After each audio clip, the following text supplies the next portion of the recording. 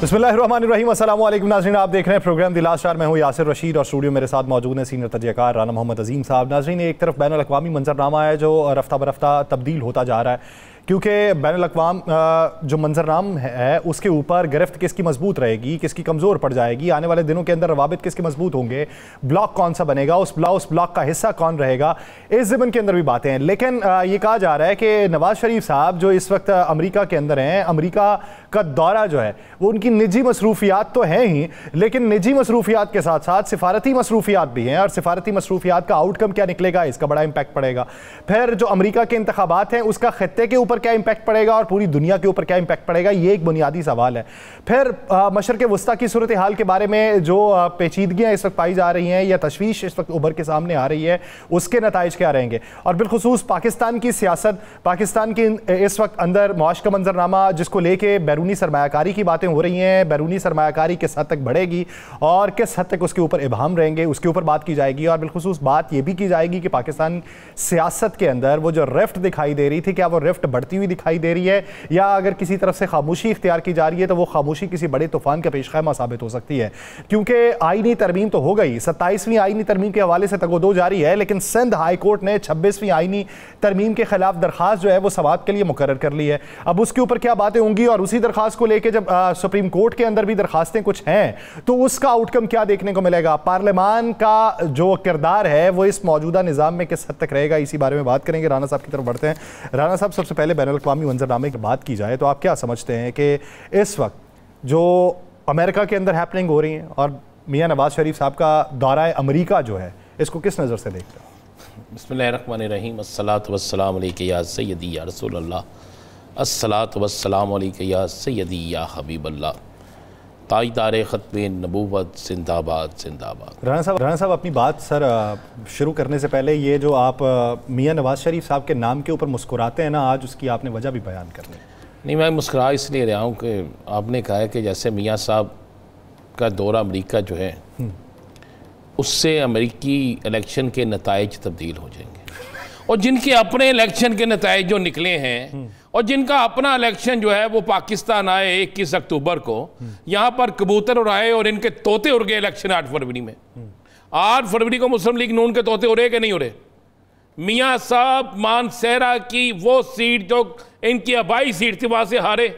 मैं बाकी फार्म 47 बाकी बात ही नहीं करता, हारे। तो फिर मुझे बता दे, और जरा अपने मुल्क नहीं जीत सके और उस निशान से हारे कि जिस निशान पे बंदा इलेक्शन लड़े तो आम वोटर को निशान ही याद नहीं होता। तो आप, मैं हंसा इसलिए हूँ कि आपने डायरेक्ट ही कुछ नहीं किया, मियाँ साहब को ट्रंप के साथ इलेक्शन वाला बना दिया। आपने इस तरह किया जैसे मियाँ साहब अमेरिका में इलेक्शन का रिजल्ट मियाँ साहब के जाने से तब्दील हो जाएगा। जैसे मियाँ साहब जाएंगे तो जितने ओवरसीज पाकिस्तानी है वो कहेंगे जनाब जिधर मियाँ साहब खड़े हैं हम वोट उनको देंगे। ठीक है, मैं इसलिए मुस्कुराया। जिस दिन अमेरिका के इलेक्शन के नताइज आए ना, तो आपने उस दिन की बात जरूर करनी है कि मियाँ साहब वहां पे गए थे तो उनका क्या हाल हुआ है, ये तुम देख रहे हो। ये आप उस दिन बात कर रहे होंगे यही वाली। नहीं, मैं बिल्कुल मैं कर रहा हूँ, बिल्कुल मैं कर रहा हूँ। बात यह है, मुझे हंसी आई है ना, वो पता नहीं वो अपने किसी निजी दौरे पे गए हैं। यहाँ पे पाकिस्तान के तमाम मारूफ तरीन तज्जियाकारों ने उसे अमरीकी इलेक्शन के साथ जोड़ दिया है। और भाई अमरीकी इलेक्शन जो है अब फाइनल हो गया हुआ है। अब वो पाकिस्तान का इलेक्शन नहीं है कि रात को पोलिंग एजेंट उठा लिए जाने हैं। वो पाकिस्तान का इलेक्शन नहीं है कि रात को जनाब यहाँ पे चौधरी ने जाना है तो दूसरे लेना पड़े ना, ऐसा नहीं है। दूसरे मुझे एक बात बता दें जरा, मियाँ साहब क्या अमरीकी इलेक्शन में क्या रोल है? चलो मुझे बताएं। क्या वहां पे जाके ऐलान करेंगे कि बुरेवाला में एक हमने एयरपोर्ट बनाना है, खुटियां हास में एक जहाज उतारना है, फलां जगह पे फलां करना है? क्या वहां पे जाके वो ऐलान करेंगे मुझे क्यों निकाला? क्या करेंगे मुझे बताएं ना।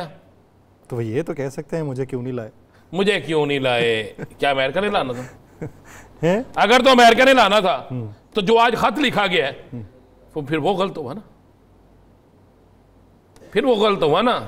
अगर हमने अमेरिका के ही सर पे रहना है, अगर हम यही समझते हैं हमारा माई बाप, अगर हम यही समझते हैं कि हमारा सारा कुछ वो अमेरिका है, अगर हम यही समझते हैं कि इस पाकिस्तान को आज आसिफ साहब के बयान के मुताबिक ऑक्सीजन अमेरिका दे रहा है और हम वेंटिलेटर पे हैं, तो हम फिर तो ठीक है। फिर क्यों लिखा है इन अरकान असम्बली ने लेटर? फिर ये क्यों किया गया?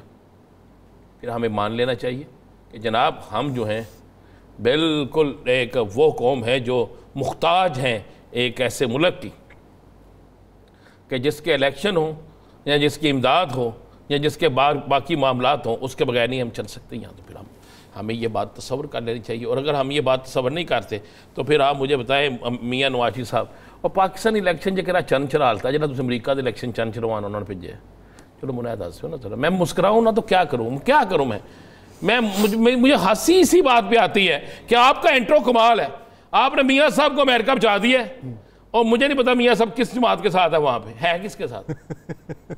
हम ताकि बात करें ना कि वो जीतेगा या हारेगा। जीती हुई जमात के साथ, जीती हुई जमात के साथ। कौन सी जीत रही है? जो भी जीत जाएगी। ट्रंप के साथ है, जो भी जीत जाएगी। मैं कहता जो ट्रंप के साथ है वो। सर मैंने कहा अगर वो ट्रंप के साथ है तो मेरा गर्क हो गया। अच्छा, अगर दूसरे के साथ हो तो पहले ही होया है। नहीं तो फिर उनका हो गया क्या? बस बात इतनी सी है हजूर किबला, जहाँ तक मेरी इंफॉर्मेशन है लॉबिंग ज़रूर होती है, सारा कुछ ज़रूर होता है, लेकिन देखने वाली बात यह है कि लॉबिंग करने जो शख्स गया है क्या उसकी लॉबिंग पाकिस्तान में कामयाब हुई? क्या वो जिस लॉबिंग के तहत पाकिस्तान आया क्या उसमें उसे कुछ मिला? क्या वो पाकिस्तान के किसी अहम तरीन मनसब पे बैठा हुआ है? क्या वो पाकिस्तान के फैसले या पाकिस्तान के मामले पे वहाँ पर कोई बात करके आता है और यहाँ पर क्या वो बात मान ली जाएगी? अगर उसको वज़ीर आज़म नहीं माना गया, अगर उसको वज़ीर आज़म नहीं बनाया गया, हमें बात नहीं छुपानी चाहिए। उनका नाम किसने निकाला ये उनको भी पता है, आपको भी पता है, मुझे भी पता है, बल्कि अब तो पूरी कौम को पता है। जब वो ये कहते हैं कि मैं बार बार सवाल करता हूं कि मुझे क्यों निकाला, तो ये उनको भी पता है। अब सवाल किससे करना है? पूछ लेना अपने सगे भाई से, पूछ लें आसिफ अली जरदारी साहब से। सदर भी है, एक वजीर आजम भी है, एक डिप्टी वजीर आजम है, पूछे ना भाई, पूछे, उन्हें जवाब मिल जाएगा। अब आपने अमेरिका के पूरा इलेक्शन मियां नवाज शरीफ के नाम लगा दिया। यार आफरीन आप पे यार, वो यार सादा सा आदमी है, वो वहां बेचारा पता नहीं किसी काम गया होगा। ये इस बात के ऊपर पक्के रहना आप जी। मैं बिल ये जिस दिन अमेरिका के नताइज आए और उनकी आवाम की तवक्कुआत के बरक्स आ गए, उस दिन आपने ये कहना कि मियाँ साहब गए थे, ऐसे नताइज तो आने ही थे। राजा सिकंदर साहब होते चले गए बताया था ना मुझे। मैं ये बात कर रहा हूँ कि उस नहीं मुझे बता देना, उस दिन फिर ये स्टेटमेंट ही देनी आपने। नहीं मैं बिल्कुल नहीं दूंगा जी। मैं मियाँ साहब का मैं बड़ा दीवाना हूँ, मैं पागलों की तरह होने चाहता हूँ। वो भी चाहते हैं, हा? वो भी चाहते हैं कि मेरी उनसे मोहब्बत की ये इंतहा है। अच्छा। कि एक ऐसा शख्स जिसे आप पाकिस्तान लाते हैं, जिससे इलेक्शन से एक दिन पहले वज़ीर आज़म का खिताब भी दे देते हैं, अखबारात में लीडें भी छपवा लेते हैं, टीवी पे इश्तिहारात भी चलवा लेते हैं, हर जलसे में वज़ीर आज़म के उनके नारे भी लगवा देते हैं, और ये तो वही साहब है कि निकाह से 3 मिनट पहले दूल्हा चेंज कर दिया आपने, सेरा भी उन्हें बांधा, घोड़ी से भी उन्होंने चढ़ाया, वाजा भी अगे बजाया, तो जो ही निकाह ख्वाह आया उनका चलो तू पीछे हो जा, पूरी तरह लहदा ब्याह कर दी। ये किया ना आपने, ये आपने किया ना। एक हकीकी वाक़या याद आ गया। पुराने वक्तों में ना वो लड़की देखने के लिए घर वाले नहीं जाते थे, कोई एक आध बुजुर्ग जाता होता था देखने, तो वो लड़की लड़का देख के वो बता देता था जी उन्होंने दी कुड़ी है तो उन्होंने दा मुंडा है। वो हुआ ये कि वो रिश्ता तय हो गया, तो वो जब ऐन वक्त के ऊपर शादी होने वाली थी ना, तो उन्होंने कहा जी ये भाईजान बड्डे का तो कितने भी हो जाना है, निके का कितने नहीं होना है, कोई काम नहीं करता इन्हें करा दो। ये हकीकी वाक़या है और ये ऐसा हुआ है। वो इस जिद्दत पसंदी के दौर में हमने उसकी अमली शक्ल दोबारा नहीं। अच्छा मैंने सिर्फ ये जवाब ढूंढना था। ये देखिए निक्के का ब्याह तो पहले भी हुआ था। निक्के की तो मंगनी पे निकाह हो गया था ना। अच्छा आपने देखा नहीं, पूरी सेटअप में निक्का ही था ना। ठीक है, जब अबूरी में था तो उन्हें कौन पूरी भी हुई है पूरी। तो ये बात ना करें। देखें मियाँ साहब गए हैं, इंशाल्लाह मियाँ साहब वापस भी आएंगे और मियाँ साहब वहाँ पे अपने ज़ाती कारोबार या लॉबिंग जिसके लिए भी गए हैं, अब वो वक्त गुजर गया है। एक बात ज़हन नशीन कर लें, अमेरिका के इलेक्शन अब आखिरी मरहले में है। 4 दिन गुजर जाएंगे और जिस दिन इलेक्शन है उस दिन हम प्रोग्राम में बैठे होंगे, शाम तक रिज़ल्ट आने शुरू हो गए होंगे। टाइमिंग का फ़र्क है ना थोड़ा सा, लेकिन ये चीज़ें सामने आना शुरू हो जाएंगी। और अगर आज हम कोशिश करके वाशिंगटन में अपने नुमाइंदे को भी ले लें अपने साथ, तो वो बता देगा कि मियाँ साहब की चंद चला रहे थे, मतलब मियाँ साहब की मसरूफियत क्या है वहाँ पे ना, मियाँ साहब क्या वहाँ पे कर रहे हैं। तो ये सारा पता चल जाएगा आपको, ताकि आपकी मेरी जो हंसी है ना, जिसका आप जवाब चाहते हैं, तो वो आपको मिल जाएगा। लेकिन मैं आपको फिर कह रहा हूँ, मियाँ साहब अपनी ज़ाती मुस्तक़िफ़ियत की बिना पर वहाँ पे गए हैं, और मियाँ साहब अगर ज़ाती नहीं भी गए, लॉबिंग के लिए भी गए हैं, तो काम फिर तो वो जो शर्जील मेमन साहब या दीगर अफराद कह रहे हैं कि अमेरिका में लॉबिंग पाकिस्तान तहरीक इंसाफ के बानी कर रहे हैं, फिर इनको डूब मरना चाहिए, फिर शर्मिंदगी से डूब जाना चाहिए सबको। जो ये लफ्ज़ कह रहे हैं वो क्यों मैं कह रहा हूँ इसलिए कि एक शख्स को आपने जेल में रखा हुआ है, एक शख्स जेल के अंदर कैद है, आज आपने उसकी मुलाकात इसलिए नहीं होनी थी कि आप उन लोगों से कहा जी आप सियासी बात नहीं करेंगे। वो जाके क्या पूछेंगे कि रोटी जी की खा दे जाए, बाहर चिकन दा की रेट है दसन है, क्या पूछने जाना है। ठीक है, आज हाई कोर्ट ने उड़ा दिया ना सारा। आज हाई कोर्ट का फैसला जो है वो एक बहुत बड़ा फैसला है, और उस फैसले ने इमरान खान का हौसला पीटीआई का मौक़िफ़ दुरुस्त किया है कि जिसमें 3 माह तक तो हुकूमत अपना जवाब जमा नहीं करा सकी ना। बात यह है कि अगर इमरान खान की लॉबी वहाँ काम कर रही है, 1 साल से ज़ायद हो गया आपको इमरान खान को कैद किए हुए, और इस 1 साल से ज़ायद कैद किए हुए वक्त में आपने 52 साल से ज़ायद दफ़ा उन्हें कैद सुना, 52 साल से ज़्यादा कैद सुना चुके हैं। इतने उस पर मुकदमे दर्ज कर चुके हैं कि अब उसको भी याद नहीं है कि मुझ पर केस है कौन कौन सा, और अगर उसके बावजूद भी उसकी लॉबी काम कर रही है, उसके सारे करीब तरीन साथी भी आपने तोड़ लिए, और उसके बावजूद भी उसकी लॉबी काम कर रही है, उसके बावजूद भी अगर मुस्लिम लीग नून के लोग कहते हैं जनाब उनके लिए गेम हो रही है, अगर अब भी कुछ पीपल्स पार्टी या नून लीग या कोई जमात कहे कि अब भी उनके लिए किसी जगह नरम गोश है, तो इसका मतलब है कि आप सब फेल हैं, फिर आपके पल्ले कुछ नहीं है। यानी अगर उसकी लॉबी काम कर रही है वहां पे, तो फिर आप ये सोचिए जो जेल में रह के ये कर रहा है, तो जब जेल से बाहर होगा तो ਤੁਹਾਡਾ की हाल होगा। यानी आप हरकतों सकनात और इख्तियारात होने के बावजूद भी अपनी लॉबी मजबूत नहीं कर सके, तो फिर अल्लाह ही वारिस है। एक ब्रेक लेते हैं, ब्रेक के बाद पाकिस्तान तहरीक इंसानी रहनुमा हामिद खान साहब हमें ज्वाइन करेंगे। नाज़रीन कहीं नहीं जाइएगा, स्टे विद अस।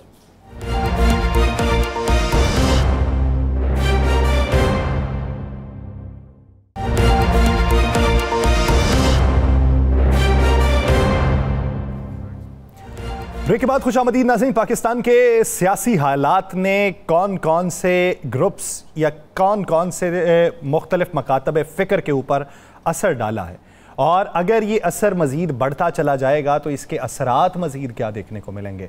कि एक तरफ अपोजिशन को अगर देखा जाए तो अपोजिशन ये कहती है कि हुकूमत जो किरदार अदा कर रही है, हुकूमतों के किरदार ये नहीं होते, और हुकूमत हुकूमत बन के नहीं दिखा रही। हुकूमत अपोजिशन के साथ ऐसा रवैया रवा रख रही है जो किसी सौतेले के साथ रखा जाता है, और आने वाले दिनों के अंदर अगर यही रवैया मज़ीद तवालत इख्तियार कर जाता है तो उसके असरात जो हैं अवामी सतह पर ऐसे देखने को मिलेंगे कि जिससे हालात बेहतरी के जानिब माइल होने की बजाय वो मनफी समत में गामजन हो जाएंगे। तो इस पूरे मंजरनामे में कानूनी आरा के ऊपर बहुत से सवालात का उठ जाना, सियासी हालात के ऊपर सवालात का उठ जाना, इसी के जवाब जानेंगे। हमें ज्वाइन किया है माहिर कानून पाकिस्तान तहरीक इंसाफ के बानी रहनुमा हामिद खान साहब ने। हामिद खान साहब बहुत शुक्रिया आपके वक्त का। हामिद खान साहब, ये जो अभी इलेक्शन हुए सुप्रीम कोर्ट के, कहा गया कि अब इलेक्शंस के ऊपर भी ना एक पॉलिटिकल छाप होती है। क्या वजह बनी कि पूरी बार्स को अगर देखा जाए माजी करीब में, और पूरी बार्स की हिमायत पाकिस्तान तहरीक इंसाफ के मौक़िफ़ की हिमायत लग रही थी, आपके मौक़िफ़ की हिमायत लग रही थी, पूरी हवा भी बनी हुई थी आप लोगों की, लेकिन सदारत की कुर्सी के ऊपर दूसरे ग्रुप का बराजमान हो जाना, उसके पीछे की वजह क्या देखते हैं? देखिए, ये इलेक्शन में पहली दफा इस कदर इंटरफेरेंस हमने देखी हुकूमत की, और जो कुछ मतलब उन्होंने की गवर्नमेंट भी वो पूरी तरह हमारे खिलाफ काम कर रही थी। इस तरह से पंजाब गवर्नमेंट और ये सब काम कर रही थी, और हर तरह की उन्होंने इसके ऊपर लोगों को थ्रेटन भी कर रही थी, लालच भी दे रही थी, पौधे भी बांट रही थी, सब कुछ हो रहा था। तो ये वो सारी बात है जो क्योंकि यहाँ पर लिमिटेड एक फ्रेंचाइज होता है, टोटल मेंबरशिप भी इसी तरह से कोई 3,500 के करीब होती है। वहाँ इस तरह मैनिपुलेट कर लेना वो इतना निस्बतन आसान होता है। मैं ये नहीं कहूँ हर दफा हो सकता है, लेकिन इस दफ़ा असल में 26वीं तरमीम की वजह से कुछ ज़्यादा ही सेंसिटिविटी थी जो नज़र आई, ना सिर्फ हुकूमत की बल्कि की, जो कि पहले आमतौर पे इस तरह से इस दर्जे की इंटरफेरेंस नहीं किया करती, वो की है। बहरहाल जो आम वकील की सोच थी वो तो बड़ी पॉजिटिव थी और 26 तरमीम के खिलाफ थी। अच्छा खान साहब, फैसला तो बहुत थोड़े वोटों से गालबन हुआ है और फड्डा भी बना लाहौर में, आपकी पर्चियां दूसरे की पर्चियों में मिक्स भी होगी। क्या माजी में कभी ऐसा हुआ था? माजी में थोड़ा बहुत इस तरह की चीज़ें होती तो रही हैं, क्योंकि हमारे मुखालिफिन जो है वो हुकूमतों के साथ आमतौर पे जाते हैं और इस किस्म की नेगेटिव टैक्टिक इस्तेमाल करते हैं, लेकिन जिस दर्जा इस्तीफा इस्तेमाल हुई है वो माजी में कभी नहीं देखी गई, क्योंकि इस तरह डायरेक्ट इंटेलिजेंस एजेंसीज की इंटरफेरेंस खास तौर पे छोटे स्टेशन पर जहाँ ज़्यादा वल्नरेबल होते हैं। फॉर एग्जाम्पल हमें सबसे ज़्यादा छोटे स्टेशन पर नुकसान हुआ, जिस तरह से सक्कर है या for that matter DI Khan और एबटाबाद, सवात वगैरह ऐसी जगहों पर हमें काफ़ी लॉस हुआ, क्योंकि वहाँ थोड़े नंबर होती है, वहाँ पर इंटेलिजेंस एजेंसीज को ज़्यादा होल्ड बताया जाता है, और इसलिए ये कह सकता हूँ कि इसमें एक्स्ट्राऑर्डिनरी इंटरफेरेंस थी इस तरह। अच्छा हामिद खान साहब, ये 26वीं आईनी तरमीम को लेके बेशुमार अदालतों के अंदर इसे चैलेंज करने की बातें हो रही हैं, जो दरखास्तें सुप्रीम कोर्ट के अंदर दायर हुई, फिर सिंध हाई कोर्ट ने ये मामला उठा लिया, इसका मुस्तकबिल क्या देखते हैं और लीगल ग्राउंड्स के ऊपर इसे कितना हल्का समझते हैं? देखिए, जहाँ तक लीगल या कॉन्स्टिट्यूशनल ग्राउंड्स का ताल्लुक है वो तो बहुत स्ट्रॉन्ग केस है, क्योंकि ये तो हर तरह से बुनियादी स्ट्रक्चर जो है आइन का या बुनियादी फीचर जिसे हम कहते हैं उसके खिलाफ है, क्योंकि इससे दोनों ही जो बुनियादी फीचर्स हैं यानी सेपरेशन ऑफ पावर्स और इंडिपेंडेंस ऑफ जुडिशरी, उसके खिलाफ ये तरमीम है बहुत वाज़ेह तौर पर। इससे अदलिया के किरदार को बहुत ज़्यादा असरअंदाज किया गया, कमज़ोर करने की कोशिश की गई, इस पर सियासी ग्रिप डालने की कोशिश हो रही है, और जिसकी वजह से जो पॉलिटिकल इसमें इंटरफेरेंस चीफ जस्टिस के अपॉइंटमेंट में और जजेस के अपॉइंटमेंट में किया जा रहा है। रोज़मर्रा के काम में भी इवैल्यूएशन के नाम पर वो सियासी इंटरफेरेंस की कोशिश हो रही है। तो हर सूरत ये सारी चीज़ जो है आइन की रूह के खिलाफ है। अब सिर्फ देखना ये है कि आइन की प्रोटेक्शन के लिए जो बुनियादी फ़र्ज है अदलिया का, वो अपना ये फ़र्ज किस हद तक अदा करते हैं। बहरहाल बार इस मामले में पूरी तरह से चौकन्नी है और बहुत सारी पिटीशंस पहले भी फाइल हो चुकी हैं और आइंदा भी इंशाल्लाह हो सकती है। सुप्रीम कोर्ट बार के इलेक्शन के रिजल्ट के बाद वकला तहरीक का आप क्या देख रहे हैं मुस्तकबिल? क्या वकला तहरीक आप भी चलेगी? देखिए, ये सुप्रीम कोर्ट बार बहुत सारी बार हैं, उनमें से एक बार सबसे ज़्यादा पॉपुलर जहाँ पर तादाद होती है वकला की, वो हाई कोर्ट बार होती है। मसलन लाहौर हाई कोर्ट बार 20,000 से ज़्यादा वकला पे मुश्तमिल है, वहाँ 12,000 तक वोट पोल होते हैं। इसलिए सिंध हाई कोर्ट बार है, इस्लामाबाद हाई कोर्ट बार है, पेशावर और कोयटा, ये ज़्यादा असल जो वकला की तादाद जो है वो इन बार्स में है। और इस तरह Karachi bar association, Lahore bar association, Islamabad और रावलपिंडी वगैरह है वहाँ। तो ये सुप्रीम कोर्ट बार कोई ऐसा चुस्ता हद तक रिप्रेजेंटेटिव नहीं है, क्योंकि सुप्रीम कोर्ट के वकला की तादाद एक महदूद है, यानी 3,500 वकला हैं आउट ऑफ 2 लाख के लगभग टोटल पाकिस्तान के वकला में से। तो वो ज़रूरी नहीं है कि ये कुछ ऐसी इंडिकेट करती हो जैसे लोग 26वीं तरमीम को वकला एक्सेप्ट कर चुके हैं, करना चाहते हैं। ये इसका हरगिज़ से कोई मैं नहीं समझता गुस्सा। अच्छा हामिद खान साहब, आप लोगों को एतराज़ था कि काजी फ़ाइज़ ईसा साहब ने आपके बेशुमार केसेस जो हैं उनको पुट नहीं किया, उसके ऊपर बेंचेस तश्कील नहीं दिए, उसकी हेयरिंग नहीं की। अब जस्टिस याहिया अफरीदी साहब के आने के बाद आपको क्या लगता है कि वो जो आपके पेंडिंग तमाम केसेस हैं कितने अरसे के अंदर वो हल हो जाएंगे? देखिए, ये तो आने वाले दिनों में पता चलेगा। ये सबसे बड़ा उनका चैलेंज है कि वो आया इन केसेस के डिस्पोजल के लिए बेंच कितनी जल्दी बनाते हैं।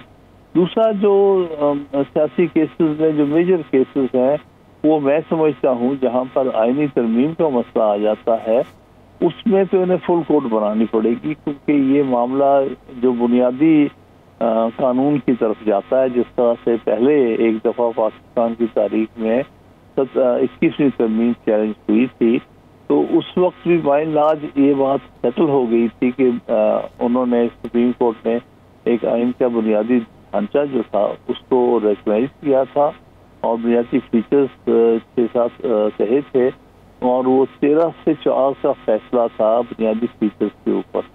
तो मेरे नज़दीक ये सबसे बड़ा चैलेंज जो आने के वक्त में ये है कि क्या जिस तरह से हिंदुस्तान में ये सेटल्ड प्रोपोजिशन है कि कोई आईनी तरमीम ऐसी नहीं बनाई जा सकती जिससे आइन का ढांचा जो है वो तब्दील कर दिया जाए, यहाँ की बुनियादी जो फीचर्स हैं उनमें कुछ तब्दीली लाई जाए। और वो बारहा कम से कम 7 या 8 दफ़ा ऐसा हुआ है कि वो ऐसे आईनी तरमीम को स्ट्राइक डाउन किया है इंडियन सुप्रीम कोर्ट।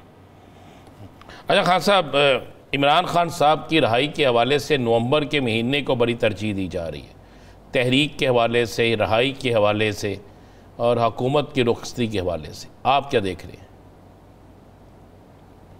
कुछ कहना कबल अज वक्त होगा, क्योंकि अभी तक जो किरदार रहा है मौजूदा हुकूमत का, कि उसके पीछे जो ताकतें हैं उनका, वो किसी तौर भी इमरान खान साहब को आज़ाद नहीं करना चाहती, बल्कि हर तरह के झूठे बेबुनियाद मुकदमात बनाए जा रहे हैं, उसको उसमें इजाफा किए जा रहे हैं।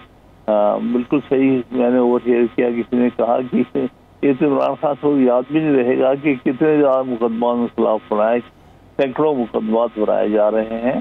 तो ये तो इंतहा की, जिसको कहते हैं ना, हैरेसमेंट जो हो सकती है, जो ये मौजूदा हुकूमत करने पे तुली हुई है, उसका सिर्फ मसला ये है कि वो चाहते हैं कि किसी तरह इमरान खान साहब आज़ाद ना हो, ताकि कौम को जाके वो बुलाए ना, इकट्ठा ना कर सके, वरना उनके बाहर आने पर बैन मुमकिन है कि लाखों लोग जो है बाहर निकल आए और उनकी आवाज़ पर लब्बैक है। अच्छा, अब हामिद खान साहब ये बताइए कि बहुत सारी कयास आराइयाँ हैं, अब उन्हें खुशफहमियाँ समझें या लीगल ग्राउंड्स के ऊपर हकाइक समझें। कहा जाता है कि नवंबर का आखिर जो है या दिसंबर का फर्स्ट वीक जो है, ये कोई खुशखबरी ला सकता है इमरान खान साहब की रिहाई के हवाले से। देखिए, मैं समझता हूँ कि क्या ना कबल अज वक्त है।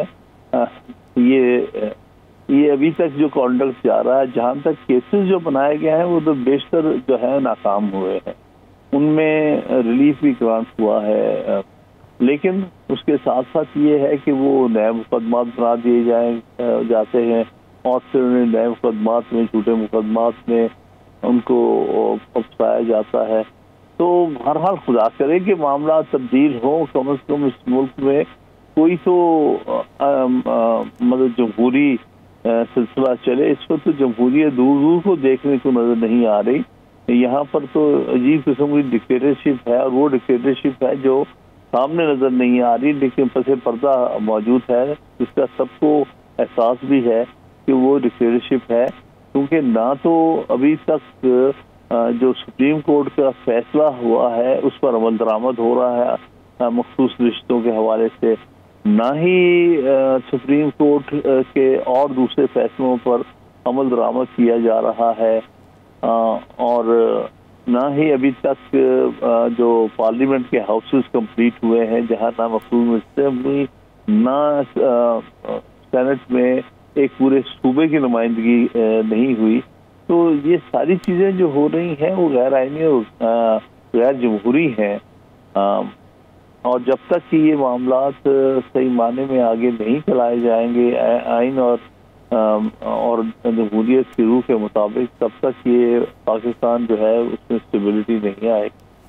अच्छा खान साहब, ज़रा कानूनी तौर पे मुझे बताइएगा, खान साहब गिरफ़्तार होते हैं, खान साहब जेल में हैं, उस दौरान अगर खान साहब पर 40, 50 या 60 मुकदमा दर्ज होते हैं और ये कहा जाता है कि खान साहब ने एक जुलूस की कॉल दी और उसके नतीजे में ये सारा कुछ हुआ, या खान साहब की मुशावरत उसमें शामिल थी, या खान साहब की कोई चीज़ भी ले ले उसमें शामिल थी, तो ऐसे केसों के हवाले से कानून और आइन क्या कहता है? सुप्रीम कोर्ट की इस पर क्या डायरेक्शन है? देखिए, इसमें सारी चीज़ के लिए, क्योंकि ये शहरी आज़ादियों से मुतल्लिका है, बुनियादी हकूक़ से मुतल्लिका है ये सारी बातें, और इस बात को सामने रखते हुए हर शख्स का और ख़ास तौर पे हर शख्स का सियासी हक है कि उसको मौका दिया जाए अपने आप को एक्सप्रेस करने का, अपने सियासी मकासद आगे लेके जाने का आइन के अंदर रहते हुए। तो ये सारी चीज़ें डिनाई की गई। मसलन 9 मई का जो वर्जन है वो अभी तक क्लियर नहीं है। बारहा हम सुप्रीम कोर्ट में पिटीशन कर चुके हैं कि इसके ऊपर जुडिशल कमीशन बना के जुडिशल इंक्वायरी की जाए, पता चले कि एक्चुअली हुआ क्या है और कौन इसका जिम्मेदार है, और जो जिम्मेदार है उसको वाकई वाकया खिलाफ होनी चाहिए। क्योंकि 9 मई जब ये वाकयात हुए हैं जो अलेज किए जाते हैं, ये उस वक्त हुए जब इमरान खान साहब को अदालत से उठा के कहीं किसी जगह ले जाया गया और डिटेंशन में रखा गया। उनकी तो किसी तक पहुंच भी नहीं थी।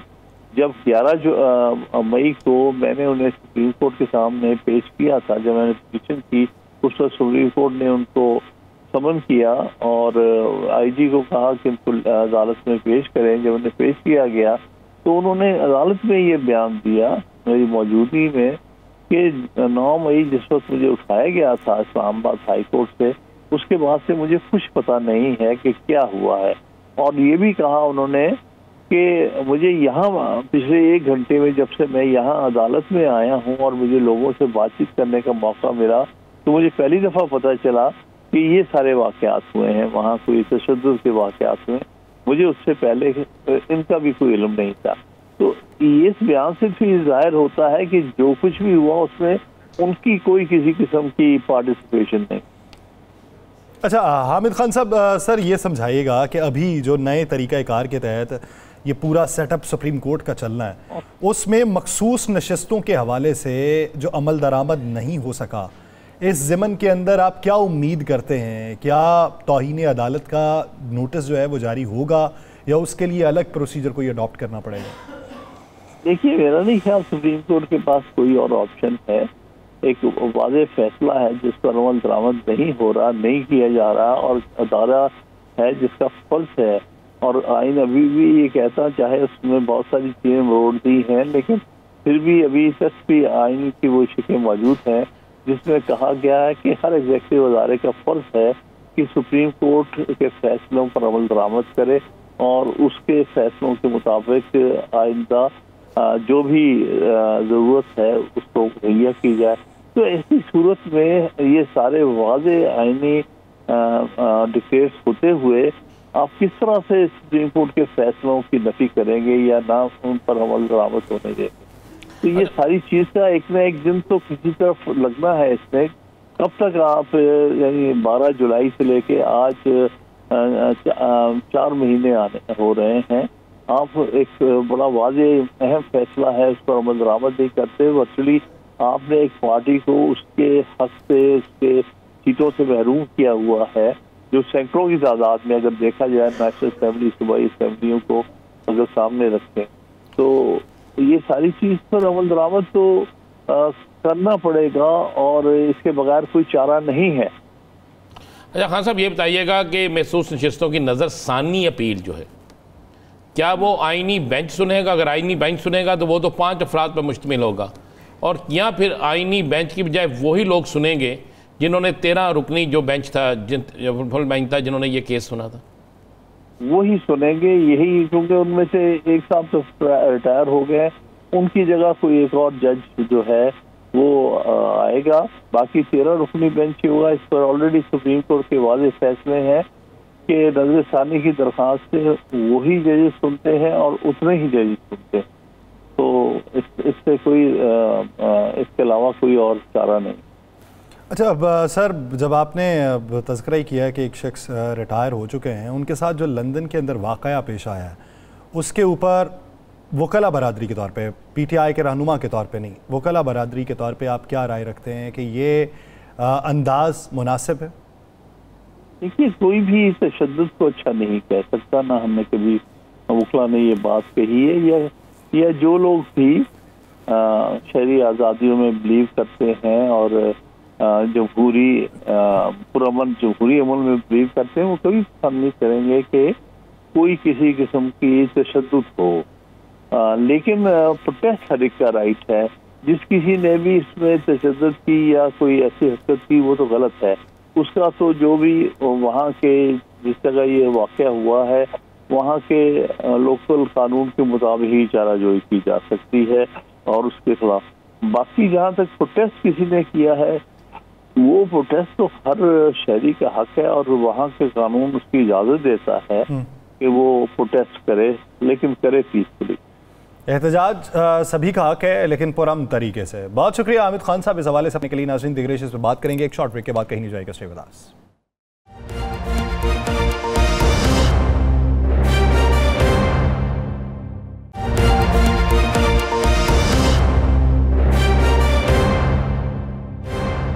के बाद खुशामदीद नाज़रीन, बातें जो खैबर पख्तूनख्वा से उठी वो अमली शक्ल कब इख्तियार करेंगी, और सवाल ये कि अगर वो अमली शक्ल इख्तियार करती हैं तो माजी की निस्बत अब की तब्दीलियाँ क्या होंगी। हाल ही में बानी पाकिस्तान तहरीक इंसाफ से जो दिल के अंदर मुलाकातें हुई हैं, उसमें गाइडलाइन क्या मिली है। वज़ीर आला खैबर पख्तूनख्वा अली अमीन गंडापुर साहब की गुफ्तगू है, उसका गुफ्तगू का कुछ हिस्सा मुलाहिज़ा करें, फिर आगे बात करते हैं।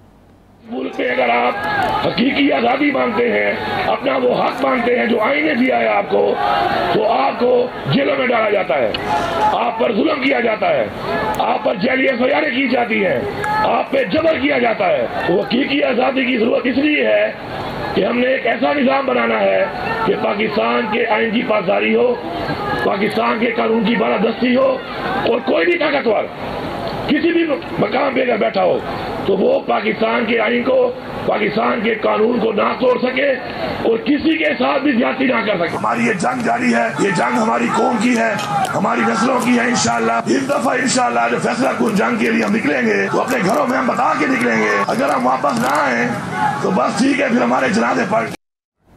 राना साहब, क्या समझते हैं अली अमीन गंडापुर साहब की इस गुफ्तगू से कि बाकायदा तहरीक का आगाज़ हो चुका है या टेस्टर के तौर पर?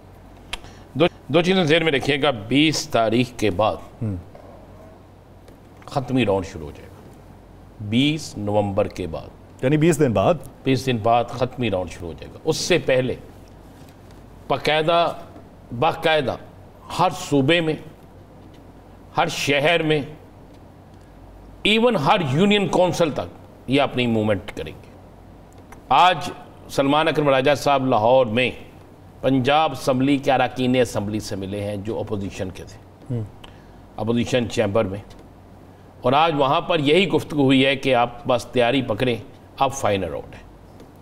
8 तारीख को कोयटा और पेशावर में जलसा जो है, आपको इससे बाखूबी अंदाज़ा हो जाएगा कि मूड क्या है और इस मूड के मुताबिक फ़ाइनल रद्द-ए-अमल क्या है।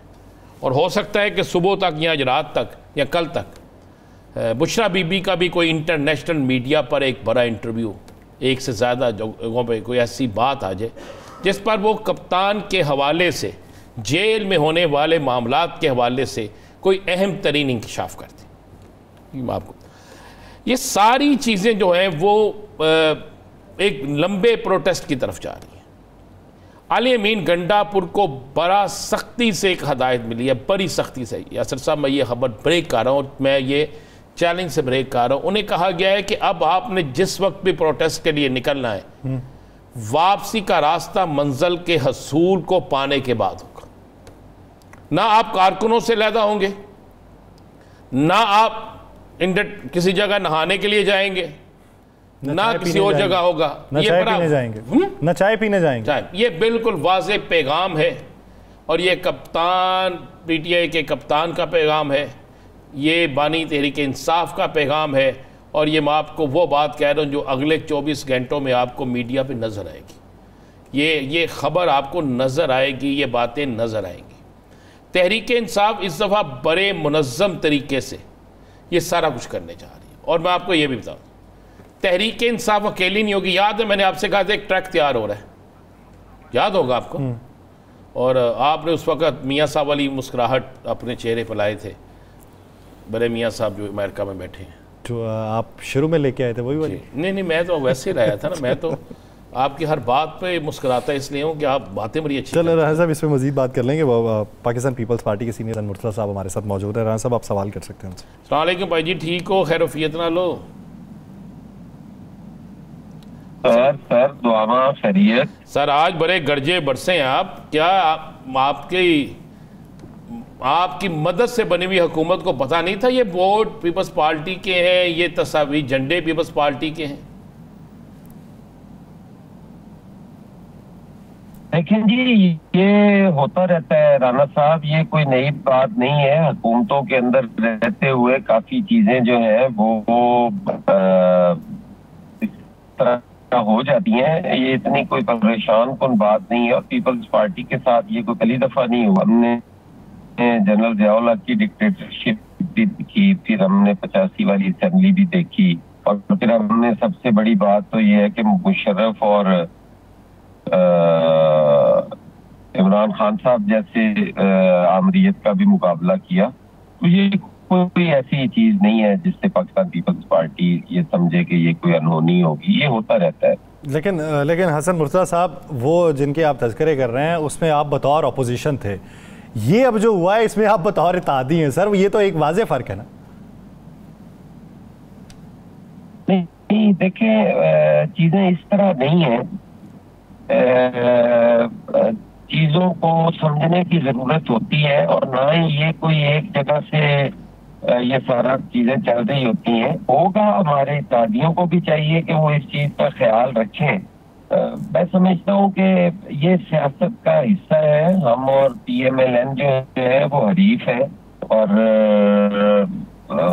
इस मुल्क का एक जो सियासी स्ट्रक्चर है उसमें दोनों की एक अपनी जगह पे जो वो मुखालफत है वो मौजूद है, और वो उसको ये कह दे वो इत्तेहादियों के साथ नहीं करेंगे। कल हमने उन्हीं के खिलाफ इलेक्शन लड़ रहे होना है, तो कौन चाहता है कि दूसरा जो है चाहे इत्तेहादी हो वो इतना मजबूत हो जाए कि उसको कल को छेड़ा पूछे ही ना जाए। तो ये सारी चीजें सामने रखनी चाहिए। और हमें उनसे ये गिला नहीं है कि उन्होंने ये हमारे साथ किया, इससे बहुत ज्यादा कुछ उन्होंने हमारे साथ किया हुआ है। अगर हम वो चीजें भुलाकर इस मुल्क के लिए, कौम के लिए या जमहूरियत के लिए अगर हम आगे बढ़ रहे हैं तो ये तो बड़ी मामूली चीजें हैं। अच्छा हसन भाई, सुबह जो आपने गुफ्तगू की उसके बाद कोई हुकूमत ने सॉरी की, कोई उस पर नदामत का इजहार किया कि वाकई ये गलत हुआ है? देखिए, उसके बाद उन इदारों के सरबराहान ने यकीनन राब्ता भी किया। उन्होंने कहा कि वो इस तरह हो गया जैसे है, लेकिन वो हुआ है जी। उस पे अब अगर कोई नदामत करे ना करे तो उससे फर्क नहीं पड़ता। जो कुछ आप कह रहे हैं वो सारा कुछ तो हुआ है। लेकिन मैं अपने पाकिस्तान पीपल्स पार्टी के जनरलों को सलाम पेश करता हूँ कि उन्होंने बड़ी कलील टाइम के अंदर उन सारी चीजों को नए सिरे से बनाया, फिर उसी अंग के साथ। और आज मैं खुद ये समझता हूँ कि जो हम अक्सर कहते थे कि पाकिस्तान पीपल्स पार्टी की पंजाब के अंदर रिवाइवल होने जा रही है, आज मुझे उनके जोश, जज्बे, वलवले, उनकी तादाद से ये अंदाजा हुआ कि आज वो निकले भी हैं और उन्होंने उस चीज को महसूस भी किया है। और ये आप देखेंगे कि जितना मैं तो समझता हूँ शायद हमारे लिए बेहतर है, जितना हमें रोकने की कोशिश की जाएगी पाकिस्तान पीपल्स पार्टी की हमेशा ये तारीख रही है कि वो उभर के आती। तो बेहतर हुआ है जो हुआ है, हमारे लिए भी ये चीज जो है वो बेहतरी की तरफ हमें लेके जाएगी। अच्छा हसन मुर्तज़ा साहब, जैसा कि आप कह रहे हैं कि इत्तेहादी भी हों तो इलेक्शन तो मुखालिफ ही लड़ने होते हैं, तो कौन पनपने देता है अपने हरीफों को? तो उससे कहीं ना कहीं पे पाकिस्तान पीपल्स पार्टी को कभी ये लगा है कि हुकूमती सेटअप का हिस्सा बन जाना चाहिए था? देखिए, हमें ये कभी भी नहीं महसूस हुआ कि हमें लग जाना चाहिए। एक चीज जो शायद हमारे लोग नहीं समझ पा रहे, या हमारे वो मीडिया पर्सन जो है वो चीज को समझ नहीं पा रहे, कि पाकिस्तान पीपल्स पार्टी ने हमेशा इत्तेहाद की गवर्नमेंट बनाई तो नुकसान में गई। पाकिस्तान पीपल्स पार्टी को फायदे कम हुए हैं, बल्कि फायदे हुए ही नहीं, नुकसान हुए हैं। हमारी पॉपुलैरिटी का ग्राफ नीचे आया। सिर्फ हमारे जो मफामती हमारी पॉलिसी है या जो वक्त की जरूरत है, क्योंकि जब बीबी शहीद थी ये यकीनन उनका विजन था। उस वक्त मुल्क को जो चैलेंजेस थे उसमें इसी विजन के साथ चलना जरूरी था। आपने देखा होगा कि आज भी कहीं पे तज़किरा हो रहा हो तो पाकिस्तान पीपल्स पार्टी को सराहा जाता है कि वो हर किस्म की तनकीद बर्दाश्त करके भी किसी भी इदारे पे, किसी भी स्टेक होल्डर पे चढ़ाई नहीं की। पार्टी अपना जो सियासी किरदार है वो जरूर अदा करती है। तो हमने इन इत्तेहादी हुकूमतों में हमारे नुकसान हुए हैं। हम अगर फायदा लेना चाहते तो हमें कई मौके मिले, लेकिन हमने मुल्की मफाद को सामने रख के फैसले किए कि इस वक्त जरूरत मुफाहमत की सियासत की है। अगर हम इंतशार की तरफ जाएंगे तो मुल्क को नाकाबिले तलाफी नुकसान होगा, तो हम ये नहीं चाहते। तो इसलिए हमें उसका नुकसान हुआ है। हम कैसे अब इस इत्तेहाद को हुकूमत में शेयर की सूरत में लें। आपने देखा है कि हमने शेयर भी नहीं लिया, और हमने जो किरदार चेयरमैन बिलावल भुट्टो जरदारी का 26वीं तरमीम में था, मेरे ख्याल है वो सब के सामने हमने बड़ी बढ़ चढ़ के उसमें एक कंसेंसस डेवलप किया। अगर कोई पॉलिटिकल पार्टी ये कहती है कि हमने तो वो कमेटी में वो भी शामिल, वो भी कमेटी के अंदर अपनी जो इनपुट थी वो भी दे के आए हुए हैं। हसन मुर्तज़ा साहब, इसमें तो कोई शक नहीं है, इसमें कोई शक नहीं कि 26वीं तरमीम का सारा सेहरा जो है वो बिलावल भुट्टो जरदारी साहब के साथ है। इसमें कोई दूसरी राय नहीं। जितने हौसले से, जितनी हिम्मत से और इस काम उम्री में भी उन्होंने काम किया, इस पर भी कोई दूसरी राय नहीं है।